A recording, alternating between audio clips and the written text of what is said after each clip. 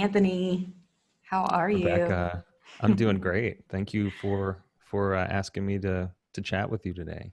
Yeah, I'm so happy to have you on the show. I love the background there.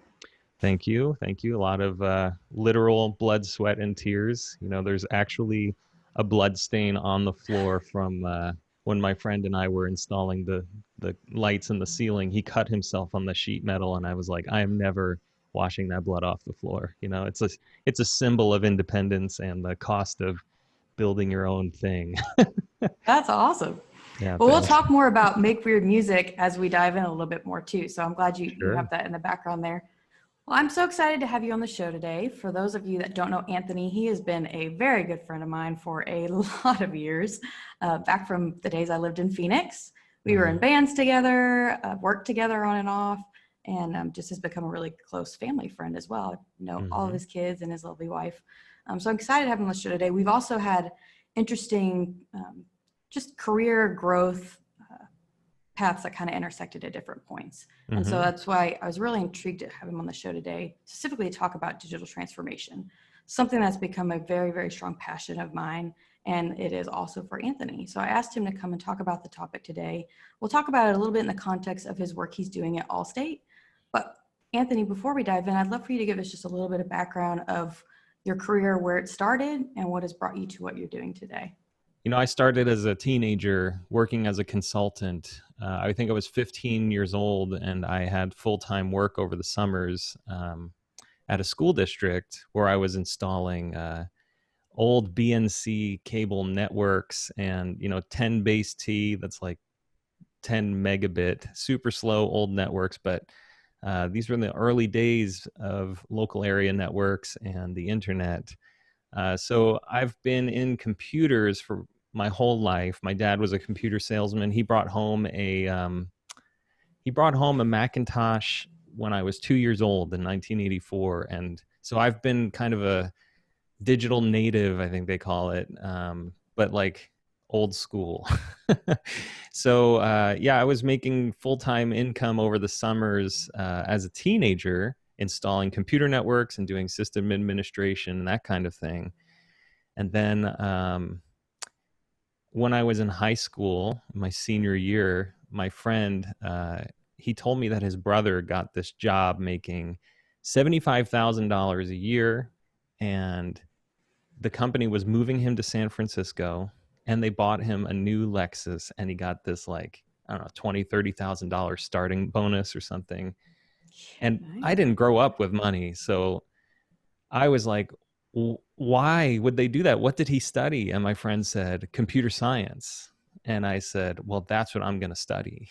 And so, yeah, I got a computer science degree, and I have always, pursued various avenues of technology. So networking, system administration, and then programming.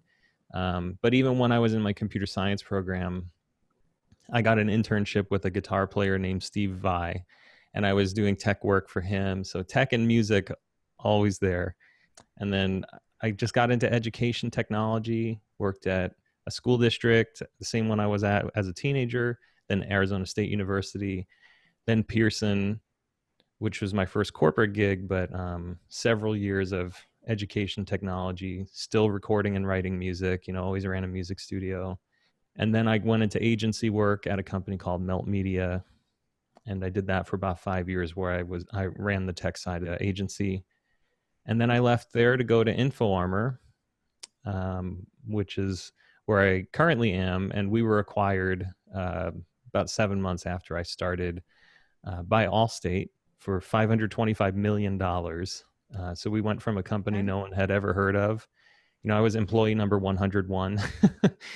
And then we got acquired, and I helped to hire over 100 people in about 18 months. And the acquisition money I got went to pay for this studio. So again, the money from tech paying for my weird music, building.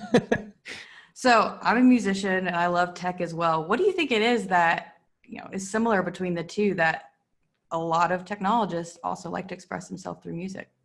Well, music, I think, is fairly universal. I'm pretty sure if you go to any industry, you'll find musicians. But there definitely are a lot of musicians in tech. And, I've had this conversation with other people as well. A good friend of mine, very close friend of mine, his name is Steve Ball, and he's a very high up product manager at Microsoft. He runs something called the Seattle Guitar Circle, and he has tons of musicians in his network. And through him, I've met so many very technical people who are musicians. And I think a lot of us enjoy the problem solving of music, the performance aspect of music. It's technical and non-technical at the same time. So I don't know. I think there's kind of this best of both worlds kind of thing going on for technology people who are also really intensely into music. So Anthony, you've always been very, very impressive in the fact that you really love to learn and really have taken your education seriously. Undergrad at ASU, went back for a master's, all while having kids and a family and playing lots of music, all kinds of things. I know it's been really important to you, and specifically in your time at Pearson, it really influenced you and helped you advance your career there. Can you talk a little bit more about that, and then how you were able to really drive digital transformation forward at Pearson and impact the overall industry? Yeah, sure. So I had a lot of trouble getting through my computer science degree. I really didn't enjoy it. I didn't know it was so heavily focused on Java. I'd never heard of Java. So, until I got into the program. So yeah, I finished my undergrad. I got into Pearson, which is an education technology company. They were also a huge college textbook publisher.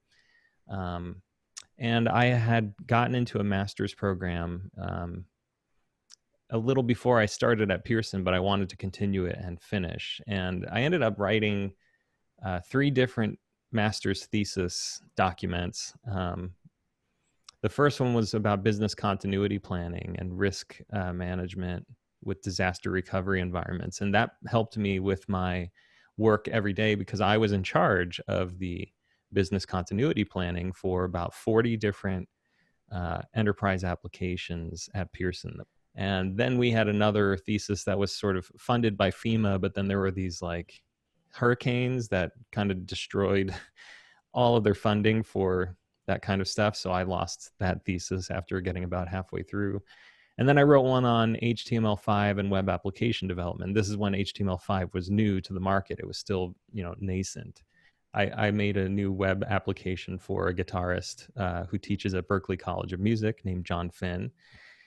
And in the meantime, while at work, I was writing an HTML5 enterprise monitoring application we called Selleck, after Tom Selleck.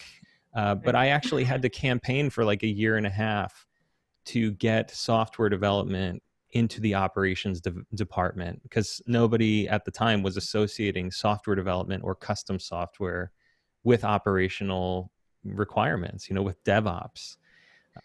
I definitely made an impact there because I was able to convince our CTO and SVP of operations that operations requires software, So I built a team, kind of handpicked a bunch of really great people, and we started building cloud provisioning software. We built upon our, monitoring platform, Selleck.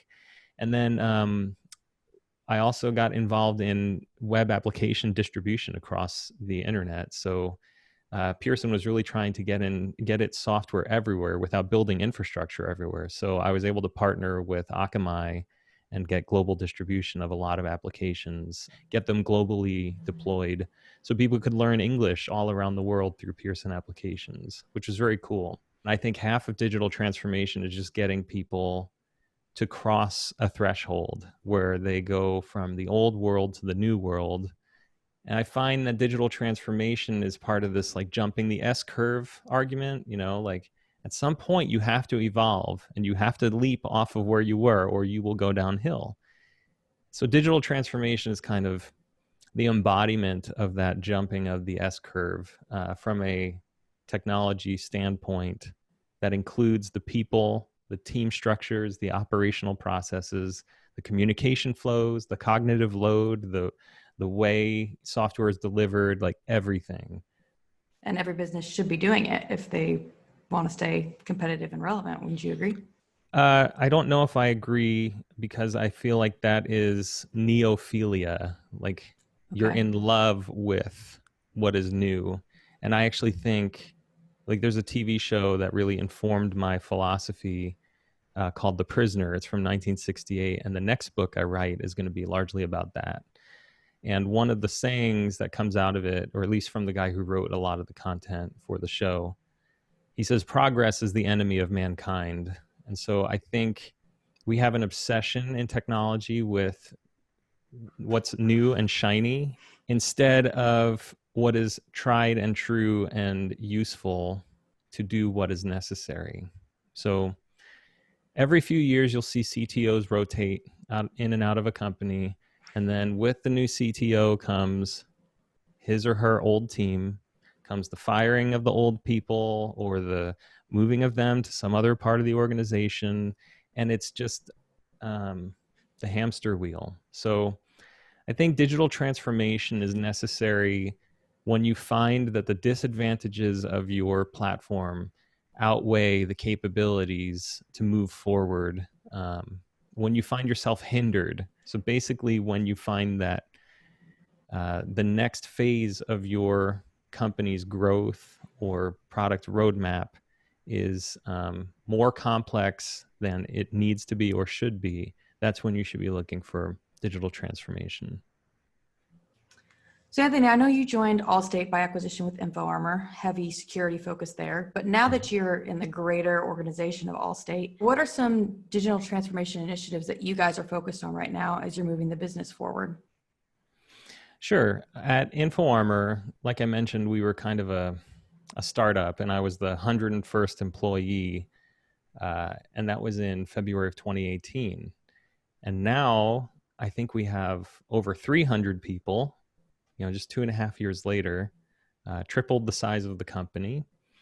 And we are, as you mentioned, part of a greater whole. So a digital transformation for us means how do we go from small startup that's completely isolated? We built an island on purpose.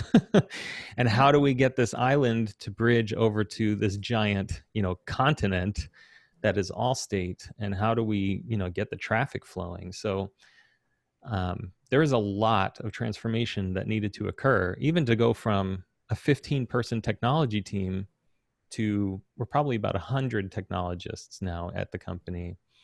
How do you get everything to scale and operate? And so you've got about 100 people. How do you get those people to work? And what are they working on? And how do you take what exists and break it into these domains, little pieces that get managed on their own, and then coordinate all of their efforts so that you can go from single digit millions of customers to potentially hundreds of millions of customers. Like our goal is to protect billions of people. And so it's a very big challenge for a small company. And as you can imagine, you have to take a look at absolutely everything that your company does, from the smallest data set to API integrations with your smallest customers. Like all of this stuff needs to be examined and understood so that it can be revamped and be pulled into a scaling model that supports a huge enterprise. So Anthony, I want to talk a little bit more about the current life we live in, which is a very remote life where we're still all trying to avoid each other until COVID-19 is behind us. Mm-hmm. I know you started to talk a little bit about how that's impacted your business, but I'd love to hear a little bit more about specifically within your team, how you guys have pivoted, and then within your business unit, how you guys have been able to respond to supporting your customers to really be successful in this scaling time for your business. Well, I think everyone's just been used to working remotely, but there are definitely people who are not. There are salespeople who are very, extroverted. They need that face-to-face communication. And so it's taken a lot of adjustment internally to reset everyone's expectations, but after so many months now, I think we're all just trying to figure out how do we live our normal lives instead of how do we work. It's not working from home while in a pandemic. It's going through the pandemic while trying to figure out how to work from home. Like any company, we're making adjustments as we go, but largely the remote thing has not been as challenging as just coordinating a digital transformation while everyone's remote going through the pandemic. Yeah, not only have you had to scale InfoArmor to Allstate Life, but you've had to scale with the influx of customers because of COVID, Mm-hmm. all while having a remote workforce. How have you managed all those moving pieces? None of it's easy, but after 20 years of working in technology, it's just like, okay, well, that's just today's challenge. And sometimes you get to the point where it's, what do I need to finish today? How do I get through today? The whole, working remotely thing through COVID, I think is still overshadowed by our overall mission, because every day people are calling in tears saying, my bank account's been wiped out, or somebody is using my name to, try buying a car. You hear some of these customer calls and it's like, well, that could be my grandmother, that could be my brother, so that you're doing good work for a good reason. And I think people just see this as another hurdle. So Anthony, you are an avid reader, always been all about education and really hungry to learn, but you also are a writer. I know you've Mm-hmm. had 2 books now. Will you tell us a little bit about those and your vision for where they're going to take you going forward? Yeah, sure. So I never envisioned writing a book. Um, I actually started a kind of professional self-improvement school.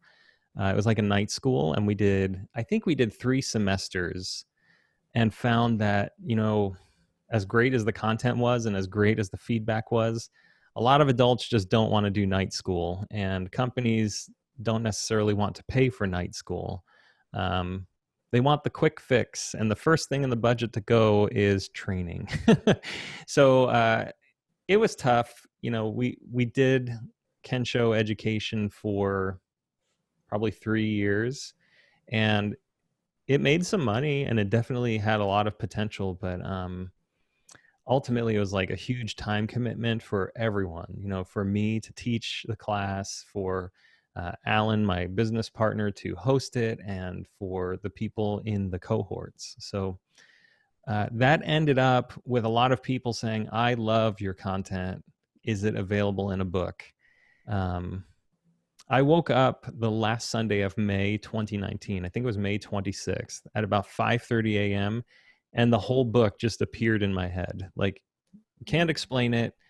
To me, it felt like a gift from God. And it just was really, it was right there. I ran to my iPad and just typed out 5,000 words in 2 hours, maybe 3.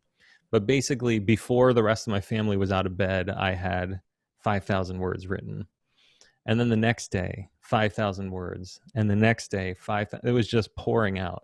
So I got to 70,000 words. And then I, like, for another 2.5 weeks, wrote the other 25,000. And it's called Clueless at the Work: Advice from a Corporate Tyrant. That's my son on the cover. And that's me dressed just like him, to show, like, inside of us is this ignorant child, clueless at all the work that it takes to actually do something and be successful. So this book is really all the advice that I have given to my employees, and there's 90 short chapters in here. So it's a quick and easy read, and you don't have to spend a lot of time on it. And then I have this other book that's coming out soon. And this book is a beast. It's called Failure to Fracture: Learning King Crimson's Impossible Song. And it's about one song that I have been studying for 22 years that is known as either one of the hardest songs to play on the electric guitar, or, as the composer himself put it, impossible to play. So I don't say that I play it, but in the last few weeks, I've published a video of myself trying to play the whole piece, start to finish, and then a sibling piece of it called Fractured. So there's Fracture and Fractured, and those are now on the Make Word Music channel. And My goal is to never play those pieces again because they're extremely difficult and tedious. But this book is about that adventure Okay. and the incredible amount of work that it took to get through it. That's awesome. Tell us a little bit more about Make Weird Music. I follow it, but for those that are watching the show and haven't met you before, give them a little bit of background on where that came from and what you're doing with it. Sure. So Make Weird Music, the whole premise of it is everyone is weird. Everyone is unique. But I want to shine a light on people who are trying to be uniquely themselves through their musical art. Whether that means you will enjoy listening to it or not, that's not up to me. And frankly, I don't even like some of the music that I feature, but it's so unique that I feel compelled to shine a light on it. So it's been an avenue for me to pick up video production and start a YouTube channel. And I only ever hoped to get 250 subscribers, and it's looking like we're going to cross 10,000 this year on YouTube. That's So awesome. Okay. yeah, it's crazy. I just checked today, and there's like 750,000 views of my videos.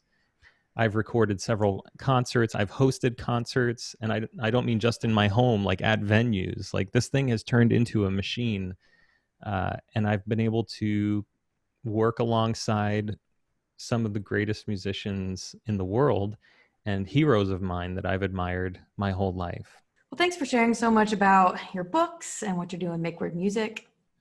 We're really, really excited for those side projects to be taking lives of their own. So that's pretty awesome. Thank you. Back to the business piece. And a lot of these conversations I have, we come back to principles. And I'm curious to hear from you specifically, what is one principle that you have lived by that's helped you be successful in business? Well, I have a few. I don't know if there's one, and I'm sure you get that a lot. But even on my resume, I put my personal values. And those values, the top three are spirituality, creativity, and independence. When your life is in alignment with your values, then you're content and happy. But you start feeling anxious or depressed when your life goes out of alignment with your values. So in a sense, like authenticity is so important. I can't stand fakeness at all. And that's part of spirituality and creativity and independence for me. In a spiritual sense, I want to be true to who I think I was created to be. I don't know the answer to that, but if I just follow my inner voice, then I believe it will take me there. And then from a creative standpoint, like you can't be creative and be just like someone else. Mm-hmm. And independently, like in terms of independence, what's the point of being independent and being fake? I think independence is the ultimate authenticity. So I try not to be like any other manager or like any other tech leader or whatever it is that people want to say about me. I think really being myself and not being ashamed of that, and not even worrying about what other people think. Those are such important parts of being authentic. So it's really guided the jobs I take, the work I do, my attitude, and everything I do outside of work. I don't show up as an Allstate employee. I show up as Anthony Garone, the guy who does all this goofy stuff. And no one can stop me from doing it because it's in my DNA. That's awesome. Thanks. I would say the thing I've admired most about you in all the years I've known you is your authenticity. So Thank it makes you. sense that would be the principle that you live by. Thank you. That's, I appreciate that. I mean, would be a term I definitely would use to define you for as long as I've known you. So Cool. Thank you. That's good. I'm definitely glad to live shows. out and for other people to see it. Yeah. Well, this was so much fun, Anthony. Always great to see you, hear about all the Thank crazy you. projects you're up to, new books you're writing, and fun things Yeah. you're doing at work. And Well, none of thank that even you. encompasses all the stuff with your family. So Well, yeah, and I'd love to talk with you instead of at you. So, yeah. for the listener, I hope they enjoyed all that talking. But Mhm. yeah, thank you for having me, and it's great to see you and hear from you. Awesome. And we'll play music together again one day, I promise. I'm sure we will. Thanks, Anthony. No problem.